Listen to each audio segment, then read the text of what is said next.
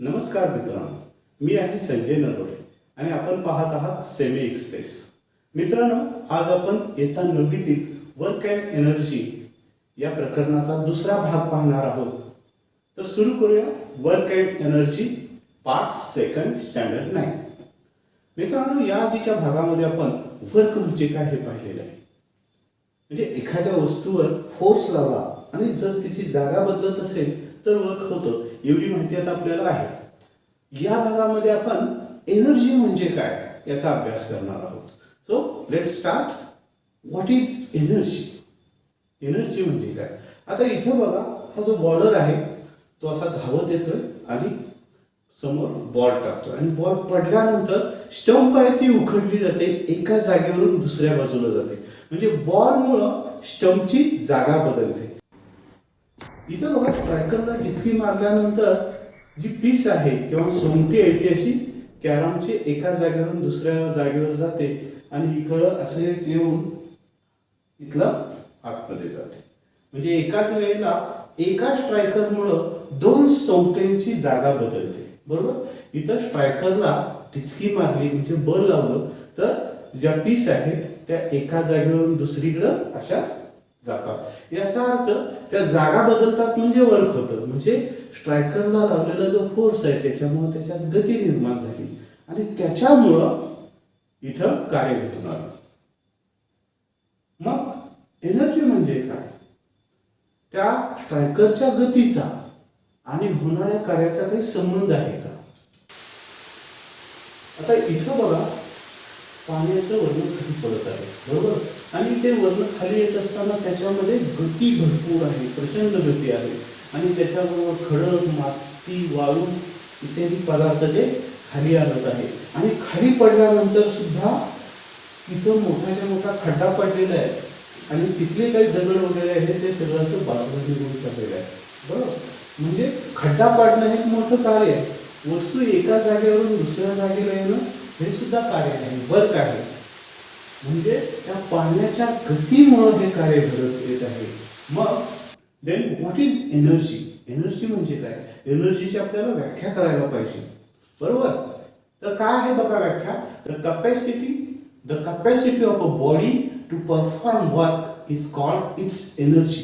म्हणजे एखाद्या वस्तूमध्ये कार्य घडवून आणण्याची जी कॅपॅसिटी म्हणजे क्षमता आहे त्यालाच एनर्जी म्हणजे वर्क म्हणतात. आलं लक्षात? आता ही एनर्जी मोजायची कशी? याला युनिट काय आहे? तर the unit of energy in SI system is joule, why that in CJ system is erg. Joule आणि अर्ग हे तर वर्कचे युनिट आहेत. बरोबर ना? म्हणजे work is energy and energy is work. म्हणजे ऊर्जा आणि वर्क म्हणजे कार्य या दोघांसाठी एकच एकक वापरलं जातं. SI सिस्टीम मध्ये जूल आणि CGS सिस्टीम मध्ये अर्ग. छोटं कार्य असेल किरकोळ तर अर्ग मध्ये मोजलं जातं. आता आपण बघू what are the forms of energy. एनर्जीचे अनेक रूप आहेत, जसं mechanical energy, heat energy, light energy, nuclear energy, sound energy, chemical energy and potential energy. आता मात्र आपण यातल्या फक्त दोनच एनर्जीचा अभ्यास करणार आहे, ते म्हणजे कायनेटिक एनर्जी आणि पोटेन्शियल एनर्जी. आता कायनेटिक एनर्जी म्हणजे काय? इथं बघा, स्केटिंग करत आहे एक माणूस. आता इथं बघा, काही लोक स्केटिंग करत आहेत आणि गतीत खाली खाली घसरत चाललेले आहेत. म्हणजे त्यांची जागा सतत बदलत आहे आणि त्याला कारण आहे गती. म्हणजे त्यांच्याकडे गती आहे त्यामुळे ते एका जागेवरून दुसरीकडे जात आहे. तर कायनेटिक एनर्जी, कायनेटिक ग्रीकमध्ये कायनेटिकचा अर्थ मोशन, गतीत असलेली वस्तू, त्याच्यासाठी आपण कायनेटिक शब्द वापरलेला आहे. म्हणजे गतीमुळे जी ऊर्जा प्राप्त होते तिला कायनेटिक एनर्जी म्हणतात. परीक्षेत आपल्याला जर व्याख्या द्यायची झाली तर कायनेटिक एनर्जीची व्याख्या काय द्यायला पाहिजे बरं? The energy which an object has because of its motion is called its kinetic energy. म्हणजे एखाद्या वस्तूत गतीमुळे प्राप्त झालेल्या ऊर्जेला गतीज ऊर्जा असं म्हणतात. गतीज, गतीपासून जन्मलेली म्हणजे तयार झालेली.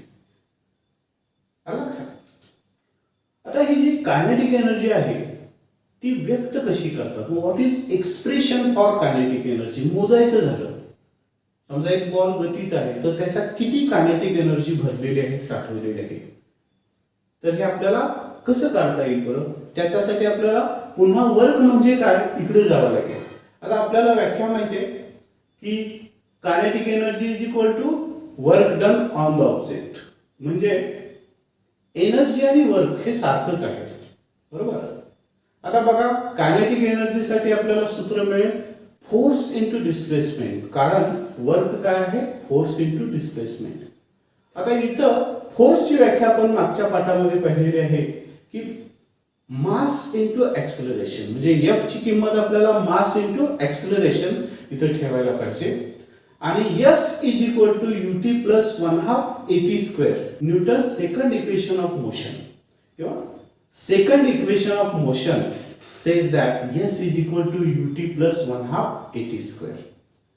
आता जर गती सुरुवातीची गती जर 0 असेल म्हणजे सुरुवातीला वस्तू विरामावस्थेत असेल आणि त्यानंतर गती प्राप्त झाली असेल तर आपल्याला u म्हणजे इनिशियल वेलोसिटी 0 ठेवू शकतो आपण इथं. मग त्याचं इक्वेशन असं होईल की जे डिस्प्लेसमेंट आहे s ती s is equal to 1/2 AT square, कारण u ची किंमत 0 आहे, 0 न t ला गुणलं तर 0च राहील, बरोबर. आणि आपल्याला एक्सप्रेशन मिळेल s is equal to 1/2 AT square.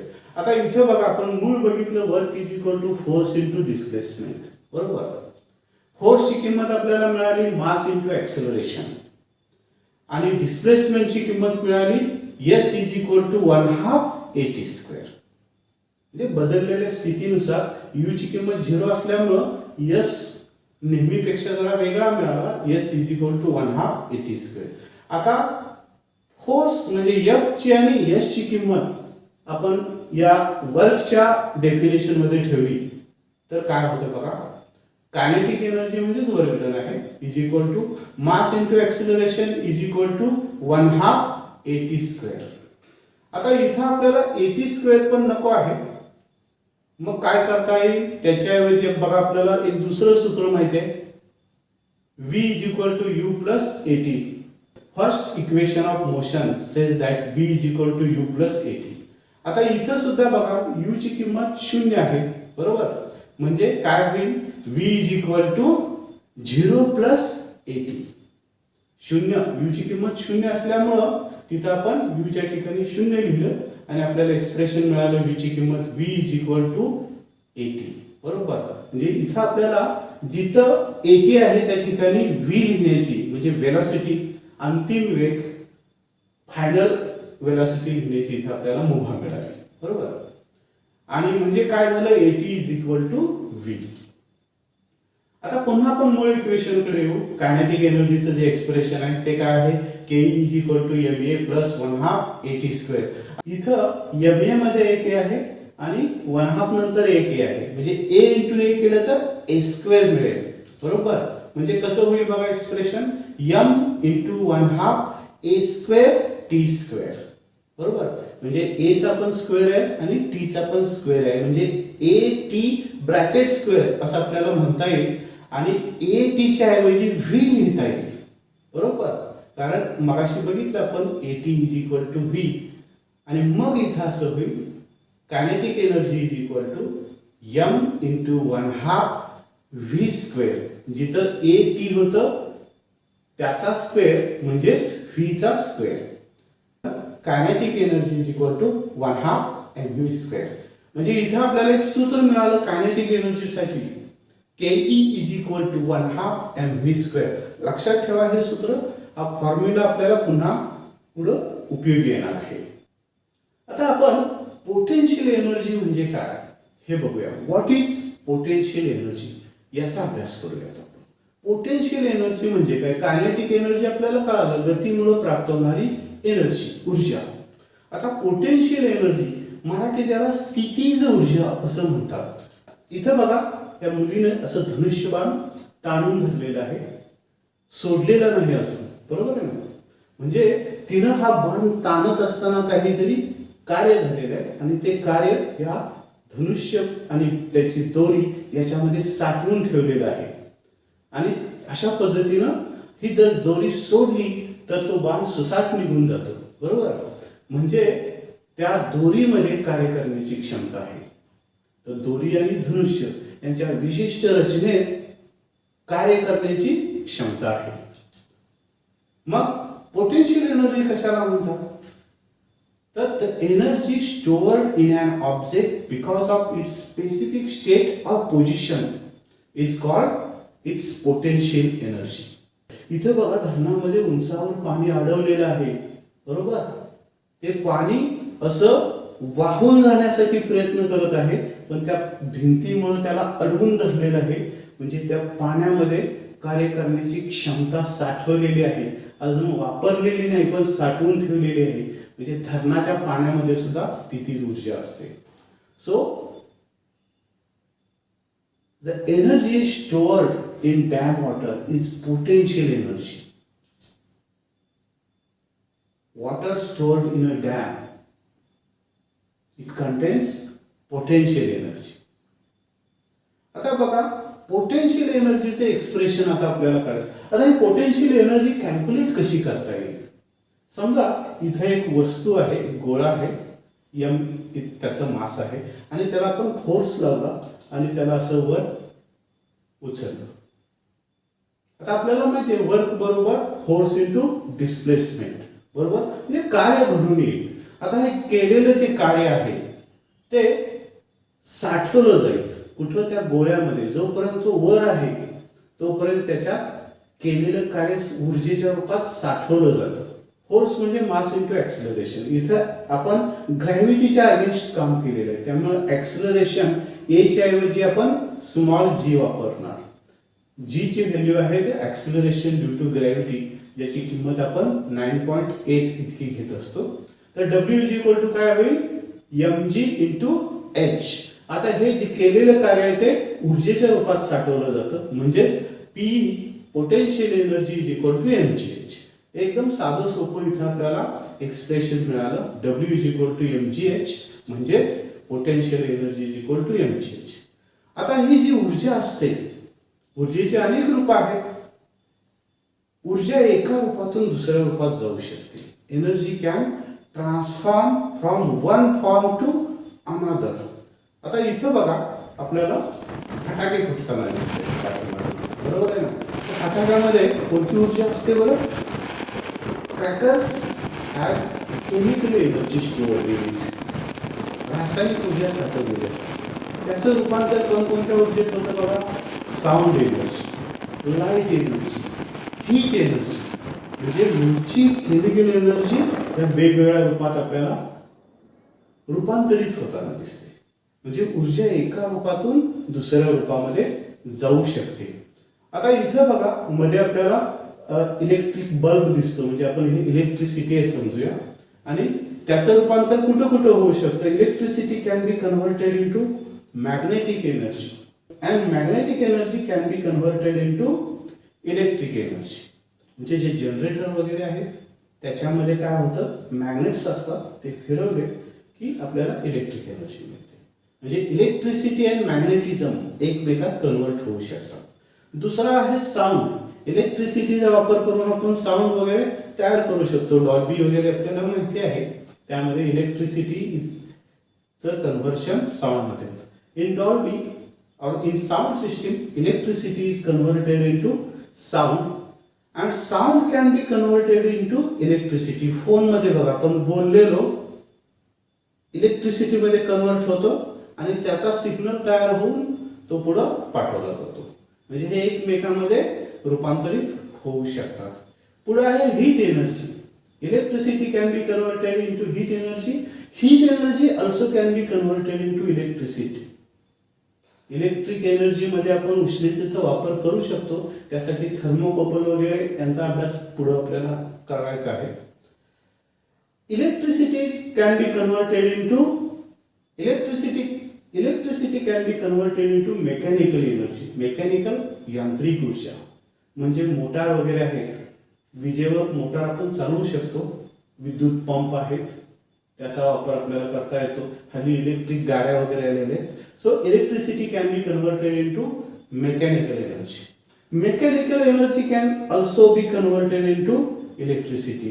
म्हणजे जनरेटर्स मध्ये वगैरे आपण इंजिन वापरतो, म्हणजे यांत्रिक ऊर्जा, त्याचं रूपांतर वीज तयार करायला होऊ शकते. Electricity can be converted into light energy and light energy can be converted into electric energy. हा सोलार मध्ये आपण बघतो की लाईट एनर्जीचं रूपांतर इलेक्ट्रिक एनर्जी मध्ये होऊ शकतं. तसंच बल्ब मध्ये याच्या बरोबर उलट होतं, electric energy is converted into light energy. आणि सगळ्यात शेवटी chemical energy. Electric energy can be converted into chemical energy and chemical energy can be converted into electric energy. Cell वगैरे आहेत किंवा इन्व्हर्टर, बॅटरीज, याच्यामध्ये हे एकमेकांमध्ये कन्व्हर्शन सुरू असतं. आता मग आपण एक नियम बघूया इथे की जो खूप महत्वाचा आहे, लक्षात ठेवा. पूर्ण आयुष्यात हा नियम मात्र कधी विसरायचा नाही. आणि नियम आहे तो, हा नियम आहे laws of conservation of energy, ऊर्जा अक्षयतेचा नियम. काय सांगतो बघा हा नियम? Energy can neither be created nor be destroyed, it can be converted from one form into another, thus the total amount of energy in the universe remains constant. काय सांगतो बघा हा नियम? Energy can neither be created nor be destroyed, ऊर्जा निर्माण करता येत नाही किंवा नष्टही करता येत नाही. तर काय करता येतं मग? It can be converted from one form into another, त्याचं एका रूपातून दुसऱ्या रूपात रूपांतर करता येतं. आणि अशा प्रकारे thus the total amount of energy in the universe remains same. विश्वामध्ये ही जी सगळी ऊर्जा आहे तिचं प्रमाण तेवढंच राहतं, त्याच्यात वाढही होत नाही आणि कमीही होत नाही, फक्त एका रूपातून दुसऱ्या रूपामध्ये त्याचं रूपांतर होतं. आता एक आपण प्रयोग करूया बघा. इथं बघा, यम इतका मास असलेला हा गोळा जमिनीपासून एच इतक्या उंचावर ठेवलेला आहे आणि त्याला तिथवर नेण्यासाठी काहीतरी कार्य करावं लागलं असेल आणि ते सगळं कार्य त्या बॉलमध्ये साठवलेलं आहे. त्यानंतर काय करायचं? हा बॉल असा खाली सोडायचा, बरोबर. सुरुवातीला ए या ठिकाणी बॉल होता, तो खाली खाली पडत बी या ठिकाणापर्यंत आला. त्यावेळेला एक्स इतका अंतर त्यानं पार केलेलं असेल आणि नंतर पूर्णपणे खाली जाऊन सी या ठिकाणी तो जमिनीवर आदळला. त्यावेळेला तो एच इतका खाली आला असेल. When the object is stationary at A, its initial velocity is 0. सुरुवातीचा वेग त्याचा 0 आहे, त्यामुळे इथे आपल्याला u is equal to 0, कारण अजून आपण बॉल सोडलाच नाही, त्या क्षणी त्याचा वेग 0 धरूया. अशा वेळेला काय काय आहे बघा. कायनेटिक एनर्जीचं सूत्र आपल्याला माहिती आहे, k is equal to 1/2 mass into velocity square. आता मास m आहे पण सुरुवातीची वेलॉसिटी 0 आहे, त्यामुळे कायनेटिक एनर्जी सुरुवातीला 0च असेल, बॉल अजून सोडलाच नाही, त्यामुळे गतीमुळे निर्माण होणारी ऊर्जा 0 असेल. आता मग याच्यात दुसरी एक एनर्जी साठवलेली आहे, ती म्हणजे potential energy. P is equal to आपल्याला माहिती आहे, P is equal to mgh, बरोबर. म्हणजे टोटल एनर्जी आता किती असेल? Kinetic energy plus potential energy. Total energy is equal to ke plus P, म्हणजे 0 प्लस mgh. म्हणजे बॉल वर असताना ए या ठिकाणी असताना त्याच्यात टोटल एनर्जी mgh इतकी असेल. याला आपण म्हणूया इक्वेशन नंबर 1. आता तो बॉल खाली खाली बी या पोझिशनला आला आणि आपण या ठिकाणी त्याची किती ऊर्जा असेल याचा विचार करूया. बी या ठिकाणी let the velocity of the object at point B be v B, म्हणजे तो खाली खाली येताना वेग त्याचा वाढत वाढत चाललेला आहे आणि बी या ठिकाणी त्याची वेलोसिटी फी बी इतकी आहे आपण समजूया. बी हा त्या पॉइंटशी संबंधित अक्षर आहे म्हणून आपण त्या वेलोसिटीलाच नाव देऊ फी बी. आणि ए पासून बी पर्यंत येईपर्यंत त्यानं एक्स इतका अंतर पार केलेलं आहे असं आपण म्हणूया. The distance fallen from point A to B, let it be X. Initial velocity u is equal to 0, सुरुवातीचा वेग 0 असणार आहे. डिस्प्लेसमेंट किती अंतर पार केलं? s is equal to x इतकं. आणि a acceleration due to gravity and a here acceleration is g, कारण इथं गुरुत्वीय त्वरण आहे, ग्रॅव्हिटीमुळे जे ऍक्सिलरेशन होणार आहे g, ज्याची किंमत आपण 9.8 घेत असतो मीटर पर सेकंड स्क्वेअर. तर तिथं आपण A is equal to G घेऊया. आता फॉर्म्युला आहे बघा, V square is equal to U square plus twice AS. याच्यामध्ये आता या किमती ठेवूया. काय काय होईल? V square is equal to 0. V सुरुवातीचा 0 आहे, त्यामुळे V चा स्क्वेअर सुद्धा 0 होईल, प्लस ट्वाइस AS च्या ऐवजी GS होईल, कारण ऍक्सिलरेशन साठी A अक्षर आहे, ते आपण इथं G वापरणार आहोत. तर काय होईल? V स्क्वेअर किंवा VB square is equal to twice GX. Kinetic एनर्जीचं सूत्र आहे kinetic energy is equal to 1/2 mv square. तर इथं आपल्याला VB ची जी व्हॅल्यू आहे VB स्क्वेअरची, इथं VB स्क्वेअरची जी व्हॅल्यू मिळालेली आहे ट्वाइस GX, ती आपण वापरूया. म्हणजे काय होईल? 1/2 m इंटू ट्वाइस GX. आता बघा, छेदात 2 आहे आणि अंशामध्ये 2 आहे, तर 2 ला 2 कॅन्सल होतील आणि कायनेटिक एनर्जी मिळेल mgx इतकी. आता पोटेन्शियल एनर्जी बघा, A पासून B पर्यंत खाली आला आहे वस्तू A पासून B पर्यंत खाली आलेली आहे, परंतु अजून थोडी उंची शिल्लकच आहे. म्हणजे त्यात काही पोटेन्शियल एनर्जी सुद्धा अजून शिल्लक असेल. ती किती असेल बरं? तर आपल्याला माहिती आहे potential energy is equal to mgh. आता इथं टोटल एच घेऊन चालणार नाही, कारण हाईट थोडी कमी झालेली आहे. किती कमी झालेली आहे? x इतकी कमी झालेली आहे, बरोबर. म्हणजे पोटेन्शियल एनर्जी काय होईल? Potential energy is equal to mg into bracket h minus x, कारण हाईट x ने कमी झालेली आहे, त्यामुळे आपण इथे h वापरणार नाही, h मायनस x वापरणार.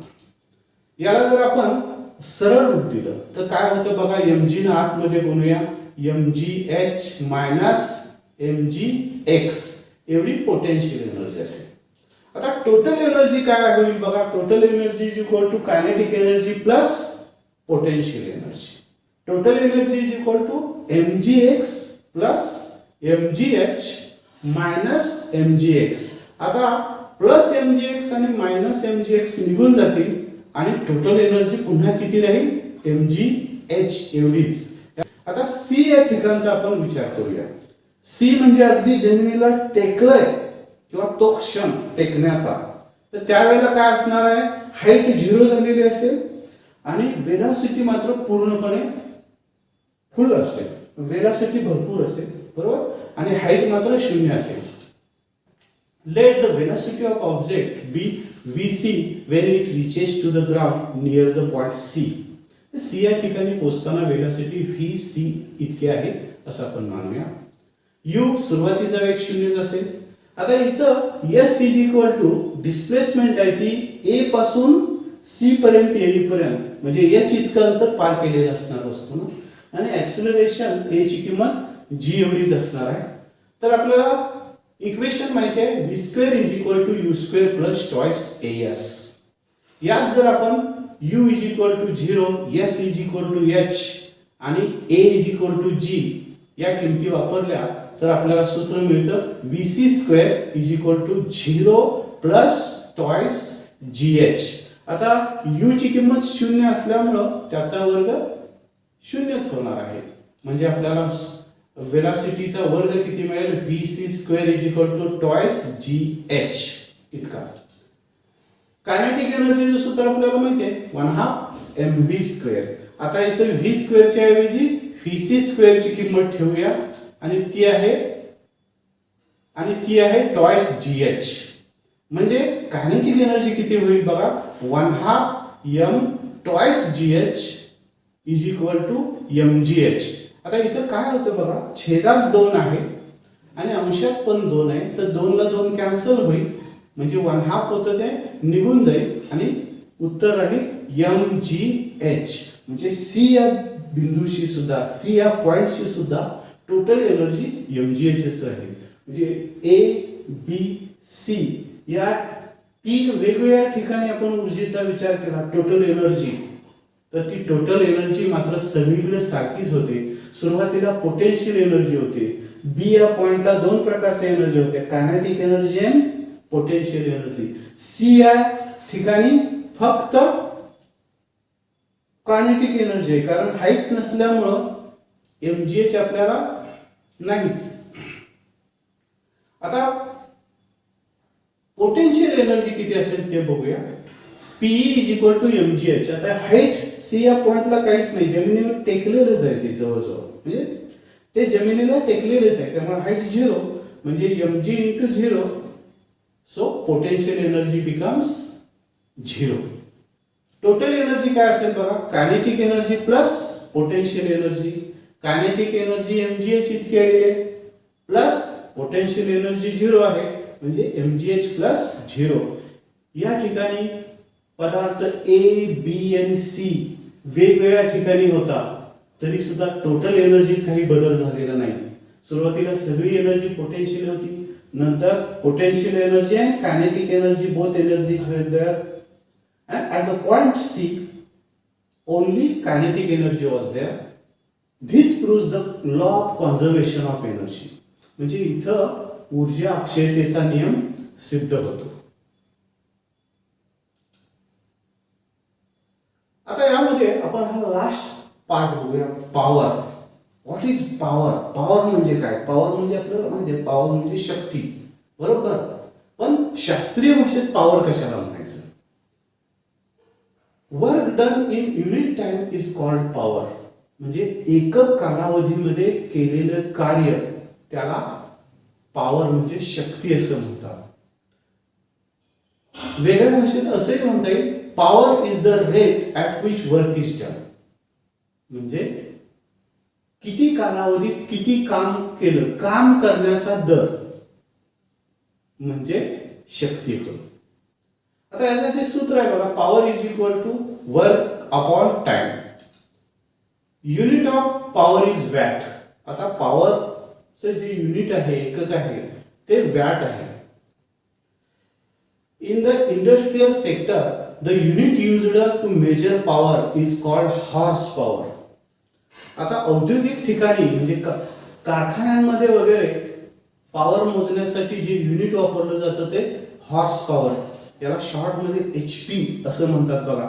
मोटर वगैरे आपण म्हणतो किती HP चे आहे ते हॉर्स पॉवर, म्हणजे मराठी त्याला अश्वशक्ती म्हणतात. हे खऱ्या घोड्याची शक्ती मोजायची नाही, ते एक युनिट आहे. मग एक हॉर्स पॉवर म्हणजे किती watt? 1 horse power is equal to 746 watt, म्हणजे 746 वॅट एकत्र केले तर 1 हॉर्स पॉवर एवढी पॉवर होते. 1000 joule work perform in 1 second is equal to 1 kilowatt power. समजा एका सेकंदाला 1000 जूल एवढं कार्य होत असेल तर जी पॉवर आहे ती 1 किलोवॅट पॉवर म्हणतात. Means 1000 joule work perform in 1 second is 1 kilowatt power. 1 kilowatt hour is equal to 1 unit. आता घरामध्ये आपल्याला जी वीज वापरतो आपण ती कशी मोजतात? तर त्याच्यासाठी किलोवॅट आवर हे युनिट वापरलं जातं. म्हणजे आपण म्हणतो ना की लाईट बिल किती युनिट आले, तर ते जे युनिट आहे ते 1 kilo watt hour is equal to 1 unit. म्हणजे 100चा बल्ब 10 तास चालवला तर आपल्याला 1 युनिट इतकं बिल येईल. 100 वॅटचा बल्ब जर 10 तास आपण चालू ठेवला तर 1 युनिट इतकं आपल्याला बिल येईल. आलं लक्षात? तर याच्यासाठी सूत्र आहे 1 kilowatt hour is equal to 1 unit, आणि त्याचं जूल करायचं झालं तर ते होतं 3.6 इंटू 10⁻⁶ जूल. एका तासात 3600 सेकंद असतात. त्यामुळे 1 किलोवॅट आवर म्हणजे 1 युनिट किती होतं? 1 kilowatt hour is equal to 3.6 into 10⁻⁶ joules. आता जेम्स वॅट यानं वाफेवर चालणारं इंजिन सगळ्यात आधी शोधून काढलं. The steam engine was invented in 1781 by Scottish scientist James Watt. He was born on 1736 and died on 1819. म्हणजे 1736 ला त्यांचा जन्म झाला आणि 1819 ला ते मृत्यू पावले. आणि त्यांनी 1781 ला वाफेवर चालणारं पहिले इंजिन तयार केलं आणि या इंजिनामुळं औद्योगिक क्रांतीला खूप मोठी चालना मिळाली. त्यामुळं यांचं नाव वॅट हे पॉवरसाठी त्यांची आठवण म्हणून वापरलं जातं. आता इथं रेल्वे येत आहे बघा आपल्याकडं. तर मित्रांनो, इथं आपण थांबूया. आजसाठी एवढं पुरेसं आहे. पुन्हा भेटू नवीन भागामध्ये. तोपर्यंत नमस्कार.